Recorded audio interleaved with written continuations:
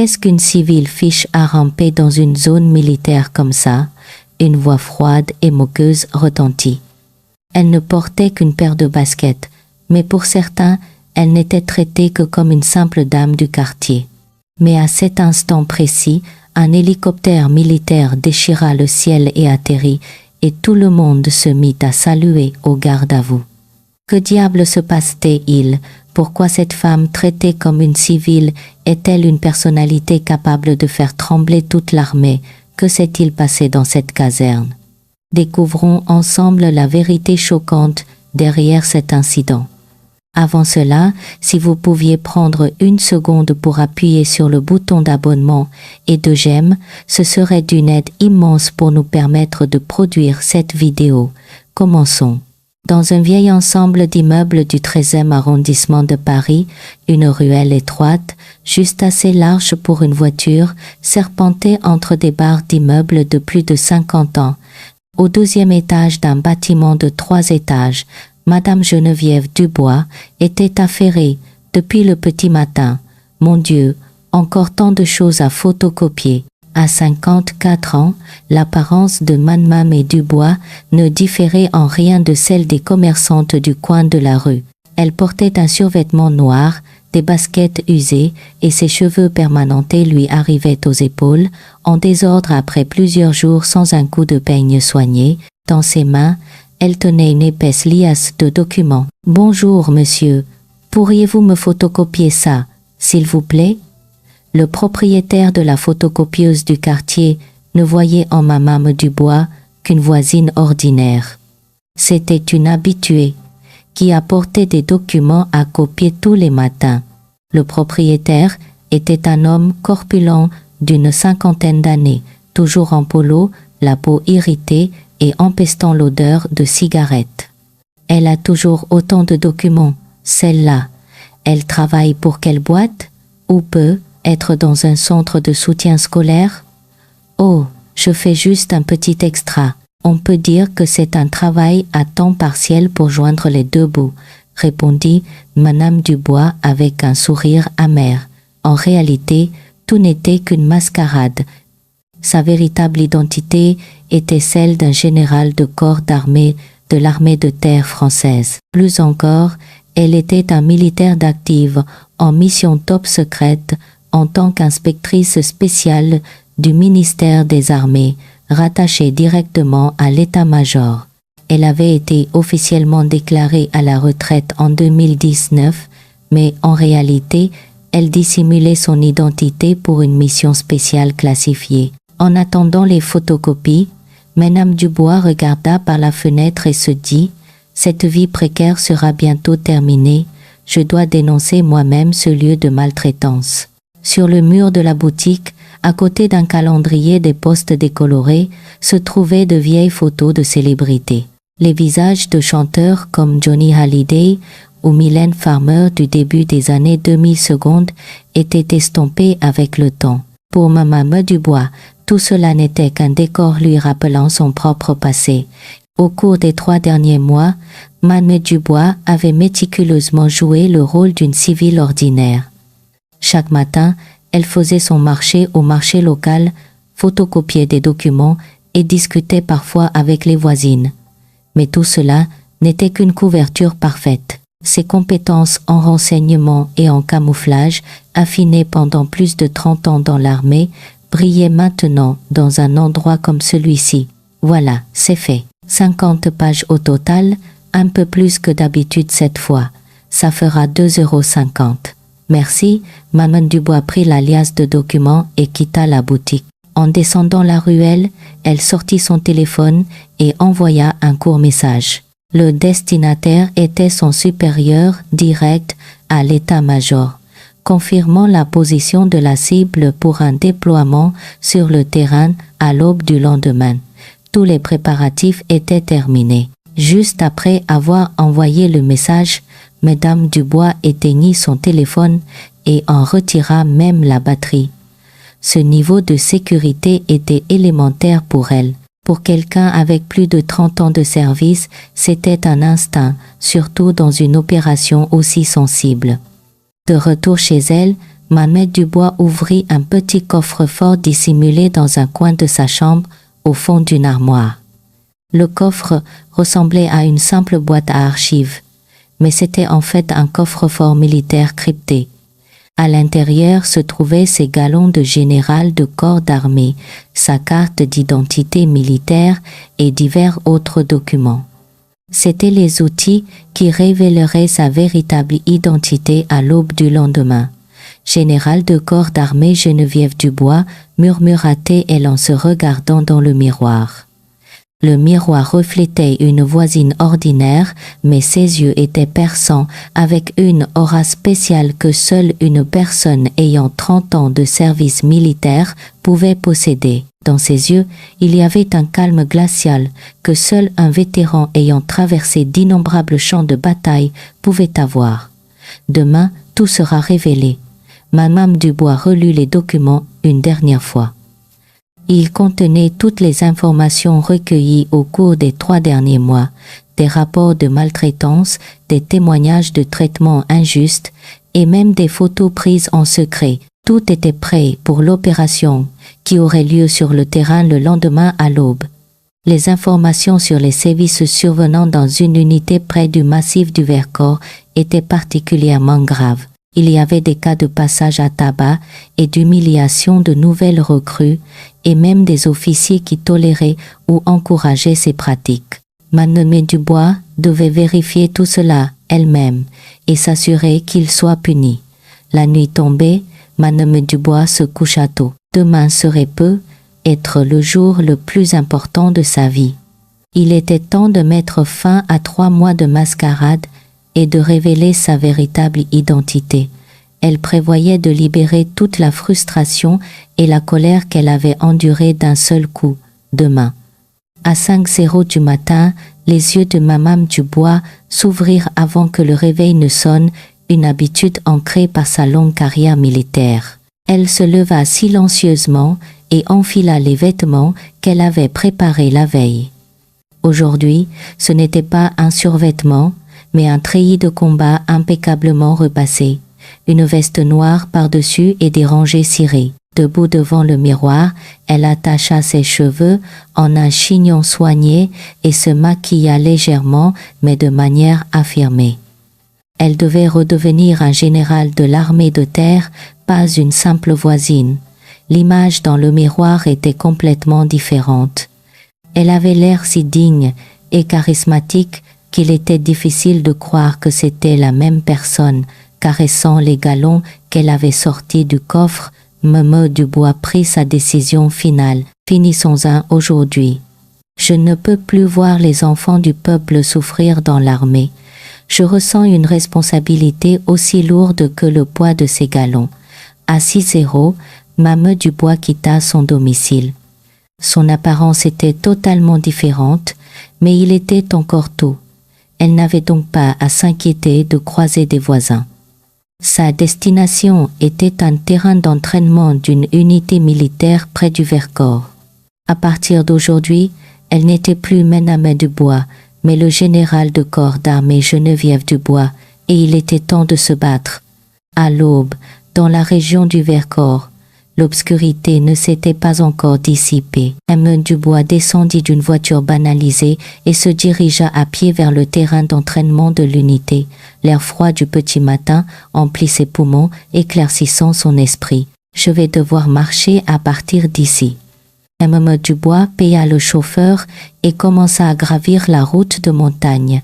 Il était tôt et calme, mais le bruit provenant du terrain d'entraînement au loin devenait de plus en plus clair. Des cris mêlés à des bruits sourds et secs. Le terrain d'entraînement se trouvait à environ 500 mètres sur une colline. Madame Dubois reprit son souffle et s'approcha avec précaution. Selon les renseignements qu'elle avait recueillis, les pires sévices dans cette unité se produisaient entre 5 et 6 heures du matin. À terre, rampe, jusqu'à en crever. Espèce d'incapable, tu ne peux pas ramper plus vite. Les cris provenant du terrain d'entraînement devenaient de plus en plus forts. Le visage de Madame Dubois se durcit.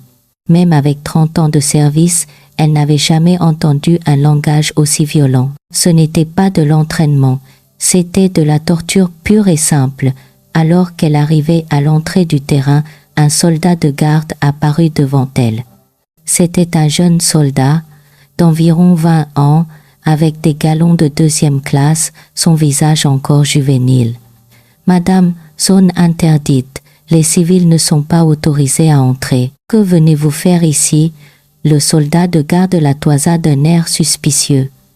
Il était étrange qu'une femme d'âge mûr, en tailleur-pantalon, apparaisse dans un tel endroit si tôt le matin. « Oh, bonjour jeune homme, je venais juste faire une randonnée. Je crois que je me suis trompé de chemin. » Jouâmes du bois aussi naturellement que possible, mais à l'intérieur, la colère bouillait. Il était douloureux de voir que ce jeune soldat, lui aussi victime de ce système absurde, était celui qui lui barrait la route. Le sentier de randonnée est par là. Ici, c'est une zone militaire, interdite aux civils. Le soldat de garde indiqua une autre direction, mais Madame Dubois ne bougea pas. Au lieu de cela, elle essaya de mieux voir ce qui se passait sur le terrain. À ce moment-là, un autre cri retentit. « Hé, l'idiot, tu n'y arrives pas ?» Encore une fois, un bruit sourd suivi du gémissement de quelqu'un. Les poings de Madame Dubois se serrèrent automatiquement. C'était clairement un passage à tabac, un acte criminel commis sous le couvert de l'entraînement. Au même instant, un capitaine, qui semblait être l'officier des opérations, s'approcha d'elle. C'était un homme d'une 30aine d'années, le visage empreint d'arrogance. « Qu'est-ce que c'est que ça? Qu'est-ce qu'une civile fait ici ?» Le capitaine regarda Madame Dubois et montra clairement son agacement. Son attitude respirait la condescendance envers les femmes. « Excusez-moi, juste un instant. Que se passe-t-il là, dedans ?»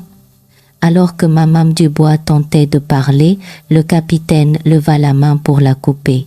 « Qui a autorisé une petite dame à se mêler de ça? Partez, ce n'est pas un endroit pour vous. » Le ton du capitaine était extrêmement grossier. Son regard la traitait comme un insecte. Immédiatement, toutes les humiliations que Madame Dubois avait subies au cours des 3 derniers mois lui revinrent en mémoire. Mais les sons provenant de l'intérieur semblaient un peu étranges. Franchement, pourquoi cette bonne femme se mêle-t-elle des affaires militaires? Dégagez vite. Le capitaine tenta de pousser l'épaule de Madame Dubois, mais elle ne bougea pas d'un pouce. Son corps, entraîné pendant 30 ans, ne vacilla pas face à une telle poussée. Retirez votre main. Une froideur soudaine apparut dans la voix de Madame Dubois. Le capitaine sentit que quelque chose n'allait pas pendant un instant, mais il garda son attitude arrogante. Cette femme, maintenant. Au même moment, un autre cri retentit du terrain. Cette fois, c'était un son vraiment grave.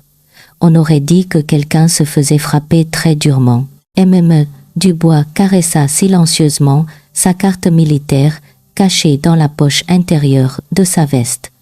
Plus qu'un instant, quand l'hélicoptère arrivera, la partie sera terminée. « Madame, c'est le dernier avertissement.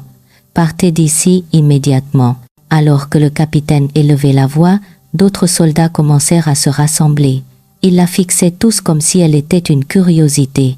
« Qu'est-ce qu'elle a, celle-là? Pourquoi elle reste là sans bouger? » « Je ne sais pas.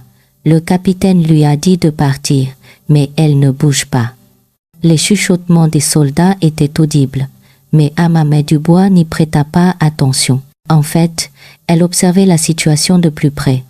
Leur attitude, leur langage et leur compréhension de la discipline militaire. Tout était problématique. Du terrain, les cris et les coups continuaient. Mme Dubois jeta un coup d'œil à sa montre, 6h40, encore un peu de temps avant l'arrivée de l'hélicoptère. « Mon capitaine, cette femme est un peu étrange. Elle n'a pas l'air d'une personne ordinaire. » Le soldat de garde dit prudemment au capitaine. Il était clairement un soldat observateur. Il avait senti quelque chose d'inhabituel dans la posture et le regard de Madame Dubois. « Quoi? C'est juste une péquenaude. » Le capitaine affichait toujours son mépris. mais il y avait une part de vérité dans les paroles du soldat. La posture de Man Dubois était différente de celle d'une civile, les épaules droites, le dos droit et le regard ferme. « Et, vous, c'est la dernière fois. Si vous ne partez pas maintenant, nous allons vous y forcer. » Le capitaine l'avertit une fois de plus, mais Madame Dubois resta imperturbable. Au lieu de cela, elle regarda plus attentivement vers le terrain. Soudain, un faible grondement commença à se faire entendre d'en haut. C'était un hélicoptère. Un léger sourire apparut sur les lèvres de Madame Dubois. Le moment final était arrivé. Qu'est-ce que c'est que ça? Le bruit d'un hélicoptère. Les soldats commencèrent à lever les yeux au ciel. Alors que le bruit de l'hélicoptère s'intensifiait, l'attention de tous se porta vers le ciel. Seule Madame Dubois se tenait là, le visage calme. Alors que le bruit de l'hélicoptère grandissait, toute la zone du Vercors se mit à vibrer. Un hélicoptère de combat militaire vert armé descendait du ciel de l'Aube. La cocarde tricolore de l'armée française était clairement visible sur le fuselage. Que se passe-t-il? Pourquoi y a-t-il un hélicoptère ici? Le visage du capitaine devint blême. L'arrivée d'un hélicoptère non prévu au programme le déconcerta manifestement. Les soldats autour étaient tout aussi perplexes. « Mon capitaine, c'est quoi cet hélicoptère? Y a-t-il un exercice d'hélicoptère prévu aujourd'hui ?» demanda le soldat de garde d'une voix inquiète, mais le capitaine ne put répondre. Le programme d'entraînement ne mentionnait aucun hélicoptère. Et de plus, il n'y avait aucune raison pour qu'un grand hélicoptère de combat apparaisse si soudainement. L'hélicoptère commença à atterrir sur un terrain plat à environ 200 mètres du terrain d'entraînement. Le vent des pales géantes secoua les arbres voisins, soulevant la poussière et les feuilles. Tout le monde était submergé par le spectacle grandiose. Seule Madame Dubois observait l'hélicoptère avec une expression sereine. En fait, une pointe de soulagement se lisait sur son visage, comme si un moment longtemps attendu était enfin arrivé. « Madame, savez-vous ce que c'est comme hélicoptère ?» lui demanda le soldat de garde, mais Madame Dubois ne répondit pas. Au lieu de cela, elle commença à sortir quelque chose de la poche intérieure de sa veste.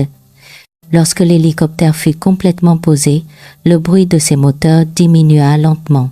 La porte de la cabine s'ouvrit et des officiers de la police militaire, coiffés de casques blancs, commencèrent à descendre un par un. Ils étaient tous en équipement complet et leurs mouvements étaient ceux de membres de forces spéciales parfaitement entraînés. « Garde à vous !» Les officiers qui venaient de descendre de l'hélicoptère saluèrent tous en même temps, mais ils saluaient quelqu'un qui n'était pas encore descendu. Le capitaine et les soldats ne comprenaient pas la situation. Ils ne savaient pas qui allait sortir de l'hélicoptère, ni pourquoi une opération d'une telle envergure se déroulait si soudainement. « Mon capitaine, que devons-nous faire ?»« Je ne sais pas. Observons pour l'instant. » La voix du capitaine était pleine d'anxiété. Il avait le pressentiment que quelque chose de grave allait se produire. À cet instant, Madame Dubois commença à s'approcher. Tandis que le capitaine et les soldats étaient tous captivés par l'hélicoptère, elle s'était déplacée vers le terrain d'entraînement. « Eh, madame, où allez-vous » Le soldat de garde la repéra et se précipita pour la suivre, mais il était trop tard. Madame Dubois avait déjà atteint la porte du terrain d'entraînement, et juste à ce moment-là, le capitaine resta bouche bée. Tous les officiers descendus de l'hélicoptère s'étaient tournés vers la civile et avaient claqué un salut militaire parfait. Quoi? La mâchoire du capitaine tomba. C'était une situation incroyable. La femme ordinaire du quartier qu'il venait d'essayer de chasser était la personne que cette unité d'élite était venue chercher. Mais Madame Dubois ajusta lentement le revers de sa veste et sur sa poitrine, elle épingla quelque chose qui scintillait. En y regardant de plus près, c'étaient les galons d'un général de corps d'armée. « Général de corps d'armée ?» balbutia le capitaine.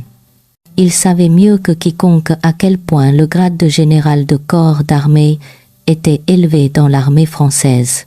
C'était un officier supérieur de 6 grades au-dessus de lui. « Mon général, nous sommes à votre disposition. » Et les officiers de l'hélicoptère crièrent à l'unisson. Le son résonna dans toute la montagne. Madame Dubois se tenait devant le capitaine, arborant fièrement ses galons. Et la femme ordinaire de quelques minutes auparavant avait disparu, remplacée par un officier supérieur digne. « Jusqu'à présent, vous avez eu la vie facile, capitaine. » La voix de Madame Dubois était pleine d'autorité et de dignité. C'était une personne complètement différente, presque incroyable. Les jambes du capitaine tremblaient, en pensant que la personne qu'il avait traitée de petite dame et manqué de respect était un général. Il savait à quel point l'insubordination était une grave violation de la discipline militaire. Mon général. Le capitaine se dépêcha de saluer, mais il était trop tard. Le regard glacial de Madame Dubois le transperça. « Je suis le général de corps d'armée Geneviève Dubois, inspectrice générale des armées. » La déclaration de Madame Dubois choqua toutes les personnes présentes. L'inspection générale des armées était un service spécialisé dans les enquêtes sur les problèmes de discipline et les abus au sein de l'armée, et le fait que sa dirigeante soit ici signifiait commencer immédiatement une inspection complète de cette unité. Sur l'ordre de Madame Dubois, les officiers de l'hélicoptère se mirent à bouger à l'unisson. Ils se dispersèrent dans différentes directions, bouclant les zones de la base. L'inspection secrète était terminée, place à l'enquête ouverte. Deuxième ordre, placer immédiatement en état d'arrestation le capitaine et tous les sous-officiers présents sur le terrain d'entraînement pour suspicion de maltraitance. Sur le deuxième ordre de Madame Dubois, le visage du capitaine devint cireux. Tout ce qui s'était passé dans cette unité au cours des 3 derniers mois lui revint en mémoire. Les humiliations des nouvelles recrues, les traitements injustes et ses propres actions en les tolérant ou même en les encourageant. « Mon général, nous » Le capitaine tenta de se justifier, mais Madame Dubois leva la main pour l'arrêter. « À partir de maintenant, tout le personnel de cette unité fait l'objet d'une inspection spéciale. Personne n'est autorisé à quitter la base et chaque action sera consignée. » Les officiers de la police militaire avaient complètement bouclé les portes de la base. Désormais, même une mouche ne pouvait plus quitter la base sans autorisation. Les cris du terrain d'entraînement se faisaient encore entendre, ce qui signifiait que les sévices continuaient. Le visage de Madame Dubois se durcit encore plus. « Allons voir ce qui se passe là-bas. » Madame Dubois commença à marcher vers le terrain d'entraînement. Le capitaine, désormais sous bonne garde, et les autres soldats suivirent, ne sachant que faire. Il était temps que tout soit révélé. Sur le chemin du terrain d'entraînement, l'expression de Madame Dubois devint de plus en plus sévère. Plus elle s'approchait, plus les sons qu'elle entendait étaient horribles. Ce n'étaient pas seulement des cris, mais des bruits indubitables de violence. Haï. « Arrêtez, s'il vous plaît. » La ferme et rampe, les cris d'une nouvelle recrue et le rugissement d'un sous-officier depuis le terrain d'entraînement déchiraient le cœur de Madame Dubois. Même en 30 ans de service, elle n'avait jamais été témoin d'une scène aussi brutale. La scène qui s'offrit au groupe de Madame Dubois à l'entrée du terrain d'entraînement était choquante. Une vingtaine de nouvelles recrues rampaient dans une mare de boue. Leur état était pitoyable. Leurs uniformes étaient en lambeaux, leurs visages et leurs mains couverts de contusions. « Hé, connard, t'y arrives pas ?» Un sergent-chef donnait des coups de pied dans le dos d'une recrue qui rampait. La recrue cria et tomba, mais dut se relever et continuer à ramper. Les autres sous-officiers se tenaient autour, riant et regardant le spectacle. « Ce n'est pas de l'entraînement, » murmura le capitaine, la voix tremblante. Même dans l'armée, c'était clairement de la torture, mais jusqu'à présent, il avait ignoré de telles choses. « Arrêtez tout !» La voix retentissante de Madame Dubois résonna sur tout le terrain. En un instant, toute activité cessa. Les sous-officiers et les recrues se tournèrent tous pour regarder Madame Dubois. C'est qui, ça, qui ose s'ingérer dans notre entraînement? Le sergent-chef se dirigea avec colère vers Madame Dubois, puis se figea en voyant ses galons. Les étoiles de général de corps d'armée brillaient sous le soleil du matin. Mon général, le sergent-chef salua à la hâte, mais l'expression de Madame Dubois resta glaciale. Elle entra sur le terrain et commença à examiner les recrues tombées. Vous appelez ça de l'entraînement? Sa voix était pleine de colère. Voir l'état des recrues ne fit qu'attiser sa fureur. La lèvre d'une recrue était fendue et saignait, tandis qu'une autre avait de graves ecchymoses sur les bras. Mon général, nous ne faisions. Le sergent-chef tenta de se justifier, mais Madame Dubois leva la main pour l'arrêter. Elle s'approcha ensuite des recrues et commença à examiner l'état de chacune d'elles. « Ça va, les garçons ?» À la voix douce de Madame Dubois, les yeux des recrues s'emplirent de larmes. Il n'avait pas entendu de paroles aussi chaleureuses depuis des mois. « Mon général, nous. » Une recrue commença à parler puis se tut, consciente du regard du sergent-chef. Il craignait toujours les représailles. Madame Dubois fit signe aux officiers de la police militaire qui l'accompagnaient. Immédiatement, plusieurs officiers entrèrent sur le terrain et commencèrent à séparer les sous-officiers cadres. L'inspection sur place commence maintenant. Tous les cadres attendront dans un lieu séparé. Sur l'ordre de Madame Dubois, le sergent-chef et les autres cadres furent escortés ailleurs. Il ne restait plus que les recrues sur le terrain. D'accord. Maintenant vous pouvez parler librement. Racontez-moi lentement ce qui s'est passé, dit Madame Dubois en s'accroupissant devant les recrues. Malgré son grade élevé, son attitude était incroyablement chaleureuse. Mon général, chaque jour, nous subissons ça, commença une recrue d'une voix tremblante. Les témoignages qui suivirent horrifièrent Madame Dubois. Les sévices commençaient à 5h du matin tous les jours. Des passages à tabac injustifiés au nom de l'entraînement, des traitements inhumains incluant la privation de repas à l'heure et des menaces de représailles pires s'il tentait de se plaindre. 39 cas de voix de fait sur soldats, murmura Madame Dubois en prenant des notes dans son carnet. Elle résuma les témoignages des recrues. Tortures prolongées, insultes, travail forcé. Une recrue leva timidement la main. « Mon général, la situation de nos camarades féminines est encore pire. Elles sont isolées dans un bâtiment séparé et traitées comme des parias. Ils appellent ça la tradition et forcent l'isolement des quartiers des femmes. » La voix de Madame Dubois devint encore plus furieuse. En tant que femme et soldat, elle ne pouvait tolérer une telle discrimination.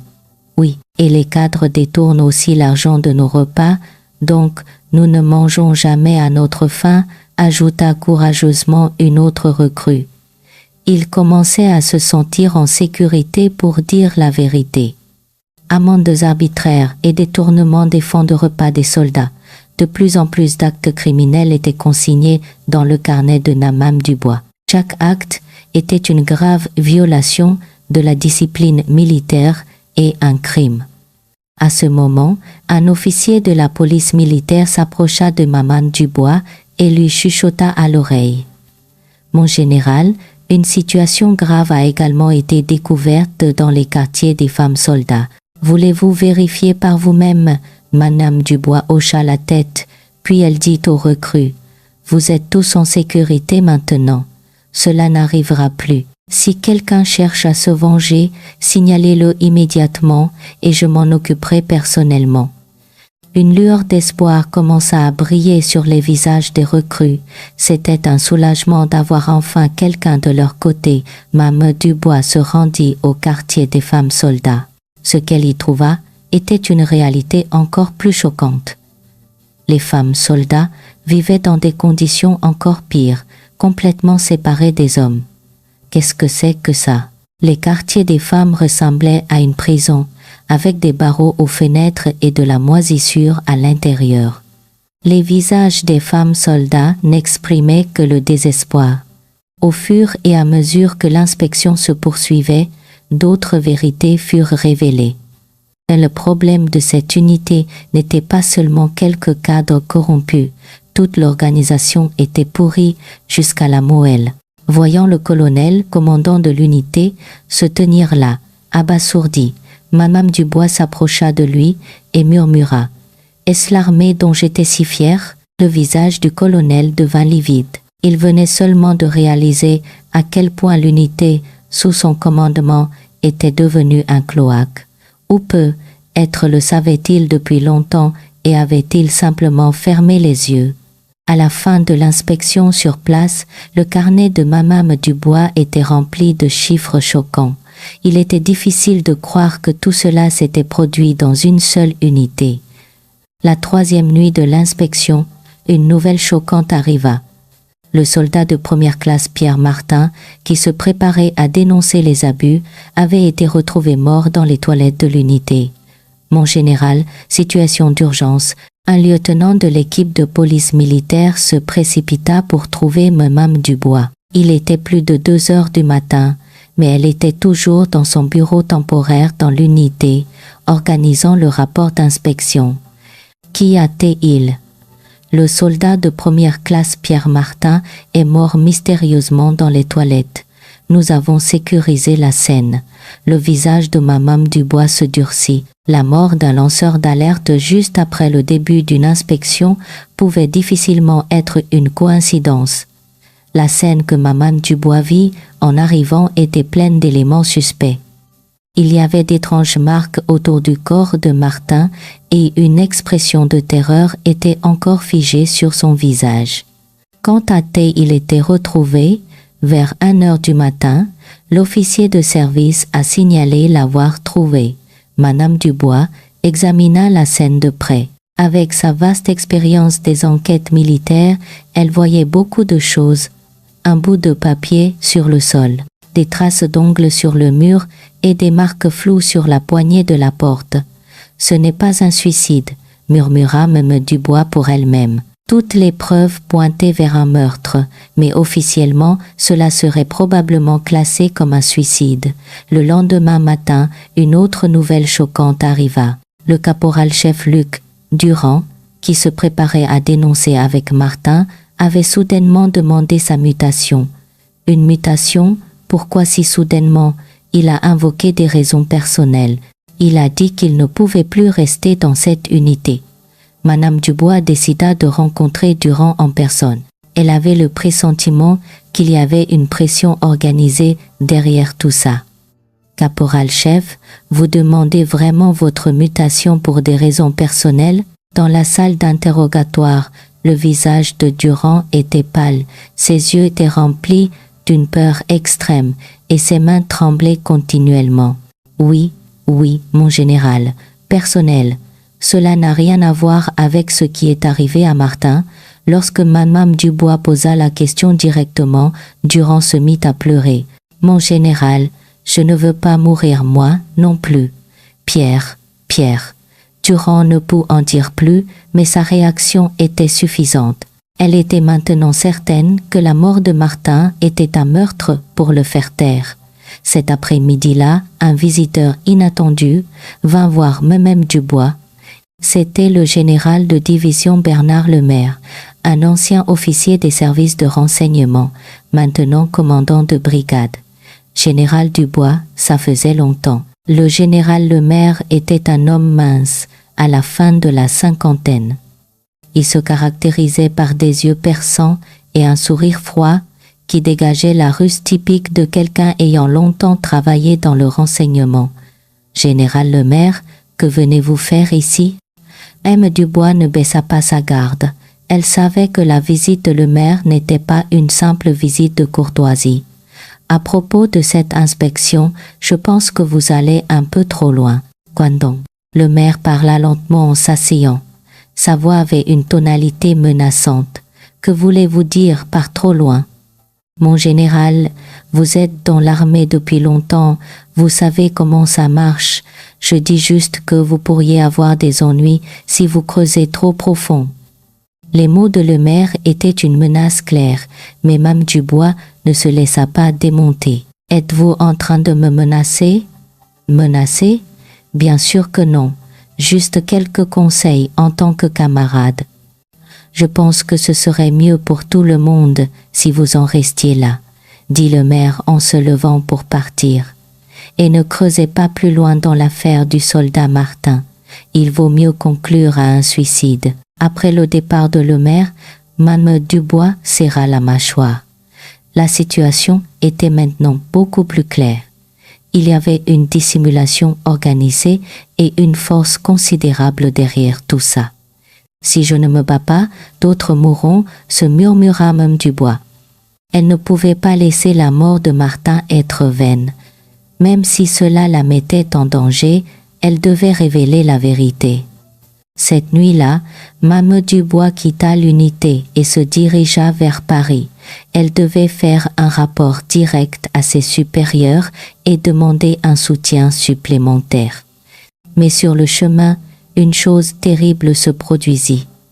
Alors qu'elle conduisait sur une route de montagne sinueuse sur la Nationale 6, la voiture de Mme Dubois eut soudain un problème. Elle appuya sur les freins, mais ils ne fonctionnèrent pas. Que diable! Mme Dubois paniqua et appuya frénétiquement sur la pédale de frein, mais en vain. La voiture accélérait, dévalant la route de montagne sinueuse. Le volant ne répondait pas non plus. Quelqu'un avait clairement saboté la voiture. Un précipice profond l'attendait droit devant. Merde! Mme Dubois utilisa toute son expérience d'entraînement militaire pour tenter de se sortir de la crise. Elle tira le frein à main, coupa le moteur et frotta même la voiture contre la glissière de sécurité pour ralentir. Après avoir réussi de justesse à arrêter la voiture, Mme Dubois était en sueur froide. Si elle avait été un peu plus lente, elle aurait plongé dans le précipice et serait morte. C'était clairement une tentative de meurtre. En inspectant la voiture, elle découvrit que les conduites de frein avaient été intentionnellement coupées. C'était un travail sophistiqué que seul un expert aurait pu faire. Mme Dubois contacta immédiatement la police militaire. Ce n'était plus seulement une inspection d'unité. Cela s'était transformé en une enquête pour meurtre. Rapportez immédiatement à l'état-major. Dites-leur qu'il y a une tentative organisée pour entraver cette enquête. En attendant l'équipe de secours, Mme Dubois s'assit dans sa voiture, perdue dans ses pensées. La mort de Martin, la menace de le maire et la tentative de meurtre contre elle. Tout était lié. Une opposition aussi forte signifiait qu'une corruption bien plus importante était dissimulée. Une détermination plus forte se forma dans les yeux de Mme Dubois. Elle ne pouvait pas reculer maintenant. Elle était prête à risquer sa vie pour révéler la vérité. Le lendemain matin, de retour à l'unité, Mme Dubois reprit son inspection sous une protection encore plus stricte. Du personnel supplémentaire avait été envoyé de l'état-major et l'enquête commençait maintenant à un tout autre niveau. Le général Lemaire fut déconcerté de voir Mme Dubois de retour saine et sauve. Il réalisa que leur plan avait échoué. « Mon général, alors vous avez vraiment l'intention d'aller jusqu'au bout de cette affaire. » Le maire vint de nouveau voir Mme Dubois, mais l'atmosphère était complètement différente cette fois. Des officiers de la police militaire encerclaient la zone et toutes leurs conversations étaient enregistrées. Je n'ai aucune intention de faire des compromis avec ceux qui ont essayé de me tuer. Face à la réponse ferme de Mme Dubois, le visage de le maire se crispa. Une véritable guerre venait de commencer. Après avoir survécu à la tentative de meurtre, Mme Dubois poursuivit son inspection sous une protection encore plus stricte. Avec le personnel supplémentaire envoyé de l'état-major, elle commença à enquêter méticuleusement dans tous les recoins de l'unité. Mais le plus important n'était pas les documents ou les preuves, c'était le cœur des soldats. À l'heure du déjeuner, Mme Dubois se rendit seule aux messes de l'unité. Ses gardes du corps avaient tenté de protester, mais elle voulait rencontrer les soldats directement. Elle croyait que la véritable vérité viendrait de leur bouche. Lorsqu'elle entra dans le mess, tout le bruit cessa instantanément. Des centaines de soldats la fixèrent tous en même temps. La présence d'un général de corps d'armée dans le mess des soldats était sans précédent. Continuez à manger tranquillement. Je suis juste venu prendre un repas, moi aussi, dit Maman Dubois avec un sourire, mais les soldats semblaient toujours tendus.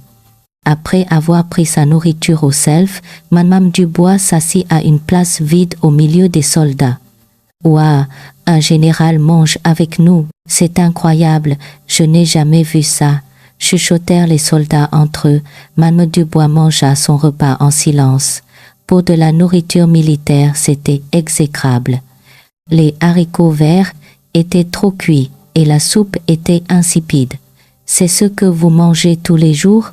demanda doucement Madame Dubois au deuxième classe assis à côté d'elle. Le soldat hocha la tête mais ne dit rien. Il se méfiait encore du regard des cadres. « Ça va, tu peux dire la vérité. » Aux paroles chaleureuses de Madame Dubois, le soldat ouvrit prudemment la bouche. « Mon général, la vérité, c'est que les cadres détournent la plupart de notre argent pour les repas. Alors on mange toujours comme ça. » Les autres soldats se mirent à hocher la tête en signe d'accord. Ils étaient tous dans la même situation. Après le repas, un caporal-chef s'approcha timidement de Madame Dubois. « Mon général, j'ai quelque chose à vous dire. Vas-y, je t'écoute. Nous avons écrit une lettre, mais nous n'avons pas pu l'envoyer. » Le caporal-chef sortit une lettre froissée de sa poche. Elle était couverte de différentes écritures. Madame Dubois prit la lettre et commença à la lire. La première ligne lui serra le cœur. « À quiconque lira cette lettre, nous sommes aussi des êtres humains. Mais, ici, nous ne sommes pas traités comme tels. » La lettre était remplie des émotions désespérées des soldats. Et les abus quotidiens, l'humiliation de leur dignité et le désespoir de devoir tout endurer. Nous ne pouvons pas le dire à nos parents à la maison. Nous ne ferions que les inquiéter davantage. Mais nous sommes aussi les enfants précieux de quelqu'un. S'il vous plaît, sauvez-nous. » Après avoir fini de lire la lettre, les yeux de Madame Dubois se remplirent de larmes. En 30 ans de service, elle n'avait jamais reçu une telle lettre. Depuis combien de temps cela dure-t-il ? Ça a commencé une semaine après notre incorporation. Au début, on pensait que c'était l'entraînement, mais ça n'a fait qu'empirer. Les autres soldats commencèrent à partager leurs expériences à tour de rôle.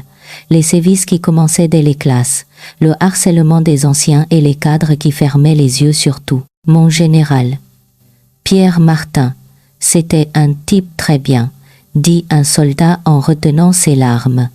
Qu'est-ce que Pierre a fait? Il a eu du courage pour nous. Il a tenu tête au cadre et a dénoncé le traitement injuste. Mais ensuite, la voix du soldat trembla. Il n'arrivait toujours pas à croire que son ami était parti. M. Dubois ferma doucement les yeux. Oui, je dois protéger ces jeunes en tant qu'êtres humains. Vous avez raison, vous êtes tous les enfants précieux de quelqu'un. Au mot de Madame Dubois, les soldats se mirent à pleurer un par un. Les émotions qu'ils avaient refoulées depuis si longtemps éclatèrent. Mon général, est-ce que les choses peuvent vraiment changer? Elles vont complètement changer, je vous le garantis. À la réponse ferme de Madame Dubois, une lueur d'espoir commença à briller sur les visages des soldats. Puis, un soldat prit la parole avec précaution. « Mon général, en fait, il y a quelque chose d'encore plus grave. »« Quoi donc ?» ?»« C'est à propos de nos camarades féminines. La situation est terrible. Alain, elles sont confrontées à une discrimination bien pire que celle des soldats masculins. » Le visage de Madame Dubois devint encore plus sévère. La discrimination envers les femmes soldats était un problème qu'elle ne pouvait personnellement pas tolérer. De quelle manière? Elles sont complètement isolées et il leur est interdit d'avoir des contacts. Et le harcèlement sexuel est monnaie courante. Au témoignage du soldat, les poings de Madame Dubois se serrèrent. Ce n'était pas seulement de la maltraitance, c'était un crime sexuel. Qui fait ça? Les cadres, mon général. Les sergents-chefs sont les pires. Mame Dubois décida immédiatement d'organiser des entretiens individuels avec les femmes soldats. C'était un problème qui devait être résolu sur le champ. À l'approche du soir, de plus en plus de soldats vinrent voir Mame Dubois.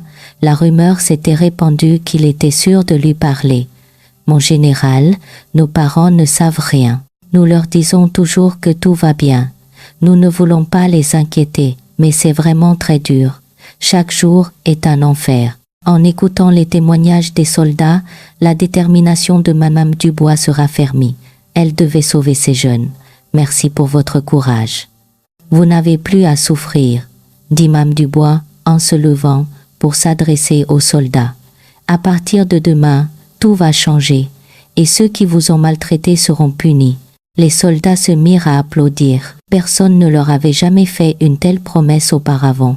« Mon général, merci beaucoup. Merci de reconnaître que nous sommes aussi des êtres humains. » La gratitude sincère des soldats émut également Mame Dubois. Et c'était la raison pour laquelle elle était devenue soldat. En quittant le mess, Madame Dubois se fit une promesse. « Je ne laisserai pas les larmes de ces jeunes couler en vain. Je rétablirai la justice. » Cette nuit-là, Mame Dubois rédigea son rapport en relisant les lettres des soldats. Ce n'était pas seulement un rapport d'inspection, c'était un document exposant tous les problèmes de cette unité. « Je dois étendre cette enquête à l'échelle nationale maintenant », pensa Mame Dubois en tapant sur son clavier. Il était très probable que ce ne soit pas un problème limité à cette seule unité. Une inspection des droits de l'homme à grande échelle dans toute l'armée était nécessaire. Après avoir travaillé jusqu'à l'aube, Mame Dubois prévoyait de faire un rapport directement au chef d'état-major des armées. On ne pouvait plus attendre. De telles choses se produisaient peu. Être dans toutes les unités du pays. 3 jours après que le rapport de Mame Dubois fut transmis au chef d'état-major des armées, tout le ministère des armées fut secoué. Une inspection qui avait commencé dans une seule unité s'était étendue à un audit disciplinaire à grande échelle dans toute l'armée.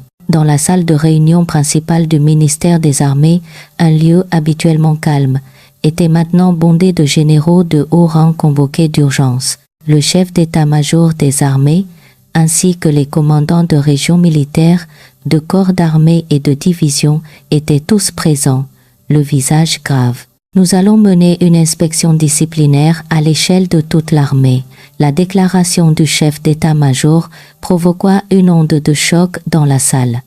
Une inspection d'une telle ampleur était sans précédent dans l'histoire de l'armée. Les problèmes découverts par le général de corps d'armée Geneviève Dubois sont suspectés de ne pas être limités à une seule unité. Par conséquent, nous allons immédiatement commencer à inspecter toutes les unités à l'échelle nationale. Aux paroles du chef d'état-major, les visages de certains généraux pâlirent. Ils savaient que des choses similaires se produisaient également dans leurs propres unités. Mame Dubois observait tranquillement la situation depuis un coin de la salle. Ce moment était le résultat du combat à mort qu'elle avait mené la semaine passée. Chaque unité commencera immédiatement une auto-inspection et coopérera pleinement avec les équipes d'inspection envoyées par le ministère. Une fois l'ordre donné, les unités de tout le pays se mirent en branle. Des équipes d'inspection furent envoyées dans tout le pays par hélicoptère et par véhicule. Les premiers résultats arrivèrent 2 jours après le début de l'inspection. Une unité à Strasbourg fut découverte avec des cas de sévices graves, similaires à l'unité du Vercors. 47 cas de voies de fait sur soldats, 12 cas de harcèlement. Le visage de Mame Dubois se durcit en lisant le rapport. La situation était bien plus grave que ce qu'elle avait prévu. Bordeaux, Marseille, Toulon. Avec chaque rapport qui arrivait, des vérités choquantes étaient révélées. Des problèmes similaires étaient découverts dans tout le pays. « Est-ce vraiment notre armée ?» murmura un officier d'état-major, désespéré. Les résultats de l'inspection dépassaient l'imagination. Une semaine plus tard, le ministère des Armées organisa une conférence de presse d'urgence. Les médias de tout le pays affluèrent à l'événement, qui fut même retransmis en direct sur TFUN. Madame Dubois fut choisie pour faire la présentation.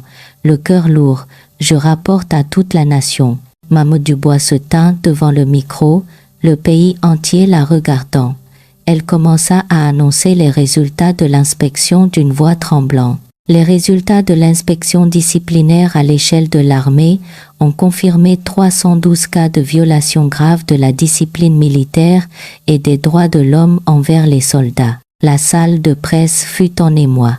Le chiffre était bien plus élevé que ce que tout le monde avait prévu. 5 cas de décès ont été dissimulés. La voix de Madame Dubois trembla. Cela signifiait qu'il y avait 5 autres victimes comme Pierre Martin. 67 officiers commandants ont été démis de leurs fonctions. Les flashs des appareils photo crépitèrent. Des sanctions de cette ampleur étaient sans précédent. 23 personnes ont été arrêtées et seront poursuivies devant un tribunal militaire. Avec cette dernière annonce, la salle de presse fut en plein tumulte. L'arrestation de 23 militaires d'actifs était la plus grande affaire de l'histoire de l'armée. Dans tout le pays, les familles des militaires qui regardaient la retransmission en direct se mirent à pleurer. La réaction des parents dont les fils étaient sous les drapeaux fut particulièrement forte. Alors mon fils a aussi enduré ça? Pourquoi est-ce que je ne l'apprends que maintenant? Les forums sur les réseaux sociaux furent inondés de messages de colère et de chagrin. Tout le public était choqué de voir la vérité longtemps enfouie, enfin révélée. À la fin de son annonce, Madame Dubois ajouta une dernière chose. L'armée est là pour protéger les enfants de la nation, pas pour les détruire. Sa voix était pleine d'une conviction inébranlable. Je vais améliorer fondamentalement la conscience, la discipline et la mentalité de toute l'armée pour garantir que cela ne se reproduise plus jamais. Oh! Après la conférence de presse, une vague de répercussions massives se propagea dans tout le pays. Il y eut des appels à une surveillance plus stricte et la pression pour une réforme de la direction du ministère des Armées s'intensifia. Mais le changement le plus important se produisait à l'intérieur de l'armée. Les unités commencèrent à faire des efforts d'amélioration volontaire. « Nous devons vraiment changer maintenant », dit un capitaine à ses subordonnés. « Assurez-vous que plus rien de tel ne se reproduise. » Les soldats commencèrent également à ressentir le changement. Les abus diminuèrent et l'attitude des cadres changea également. Le général nous a sauvés. Les soldats de l'unité du Vercors considéraient Madame Dubois comme une héroïne. Cependant, il y eut aussi quelques réactions négatives. Il y avait une résistance de la part des cadres dont les intérêts étaient liés à l'ancien ordre. Elle est allée trop loin. Était-il vraiment nécessaire d'en arriver là? Où va la discipline de faire de l'armée? Mais cette réaction était minoritaire.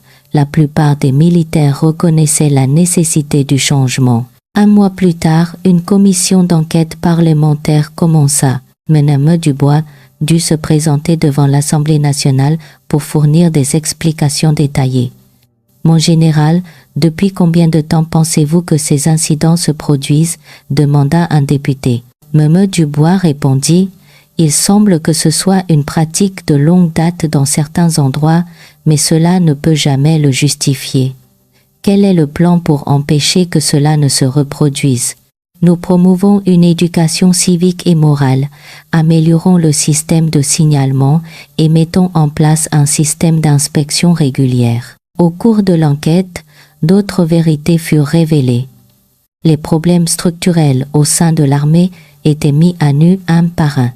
Maintenant, notre armée peut enfin devenir véritablement l'armée du peuple, dit un député avec émotion. Après l'enquête, une réforme militaire complète commença. Madame Dubois fut au centre de la construction d'un nouveau système.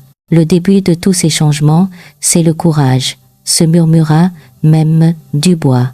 C'était le résultat du courage de soldats comme Pierre Martin et du sien. Quelques mois plus tard, des nouvelles positives commencèrent à arriver de tout le pays. Le nombre de signalements d'abus avait considérablement diminué, tandis que les demandes de soutien psychologique avaient augmenté. Les soldats n'avaient plus peur de demander de l'aide.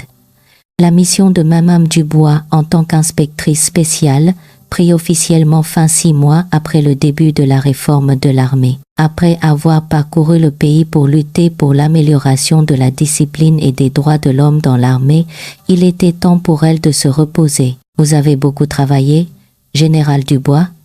dit le chef d'état-major des armées, l'appelant personnellement pour la féliciter. « Sans vous, notre armée n'aurait pas pu changer si rapidement. » Madame Dubois hocha calmement la tête, mais une partie de son cœur ressentait encore un regret. C'était dû à un sentiment de mission, qu'il y avait encore beaucoup à faire. « Reposez-vous, vous n'êtes qu'humaine, ne vous surmenez pas. » Quand même, grâce à la sollicitude de ses supérieurs, Madame Dubois obtint un congé spécial.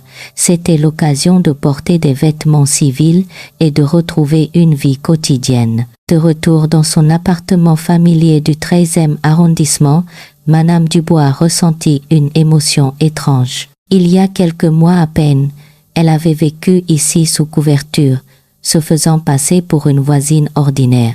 « Oh, tiens, d'où revenez-vous? On ne vous voyait plus ces derniers temps. » La salua joyeusement le propriétaire de la photocopieuse. Il ne la connaissait toujours que comme une voisine ordinaire. « Ah, oui, j'étais juste en visite dans ma famille, » répondit naturellement Madame Dubois. Il n'était pas nécessaire de révéler sa véritable identité. Cette vie ordinaire lui semblait plus précieuse que jamais. Quelques jours plus tard, Madame Dubois se rendit de nouveau dans le Vercors. Pour cette fois, elle se promena sur les sentiers en tenue décontractée comme une touriste. L'endroit qui avait été un champ de bataille féroce quelques mois auparavant semblait maintenant si paisible. En se promenant, elle entendit des soldats s'entraîner au loin, mais c'était complètement différent d'avant. Au lieu de cris et d'insultes, elle n'entendait que des ordres d'entraînement clairs et nets. « Ça a vraiment changé », se murmura Dubois avec un sourire. C'était le moment où elle constatait personnellement le résultat de son combat à mort. À cet instant, elle entendit des pas s'approcher par derrière. En se retournant, elle vit un jeune soldat en uniforme. C'était un jeune homme d'une vingtaine d'années avec des galons de 2e classe. « Excusez-moi, est-ce que vous êtes ?» Le soldat hésita avant de parler. Il regarda attentivement le visage de Madame Dubois, puis dit avec certitude « Est-ce que vous êtes le général Geneviève Dubois ?» Madame Dubois fut surprise. Elle était en civil, et pourtant, il l'avait reconnue. « Comment le sais-tu? Je vous ai vu à la télévision lors de la conférence de presse. Mon unité a également été inspectée à ce moment-là. » Le visage du soldat était plein de gratitude. « Grâce à vous, mon général, notre unité a complètement changé. Merci beaucoup. » Le soldat s'inclina profondément. Une boule se forma dans la gorge de Madame Dubois. « Il n'y a pas à me remercier. Je n'ai fait que ce qui devait être fait. Non, vraiment, sans vous, nous serions encore en train de vivre un enfer. » Madame Dubois fut touchée par les paroles sincères du soldat. Des moments comme celui-ci étaient la raison pour laquelle elle était devenue soldat. « Mon général », une autre voix retentit par derrière. En se retournant, elle vit d'autres soldats s'approcher. Ils l'avaient tous reconnu. « Oh, c'est vraiment le général Dubois? Ouah, c'est bien elle. Je ne l'avais vue qu'à la télé. » Les soldats commencèrent à se rassembler. Même Dubois était confuse, mais aussi heureuse.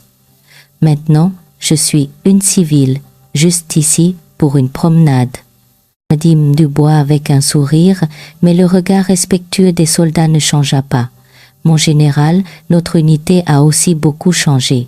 Maintenant, les cadres nous traitent comme des êtres humains. Les sévices ont complètement disparu. » Les soldats partageaient avec enthousiasme les histoires de changement.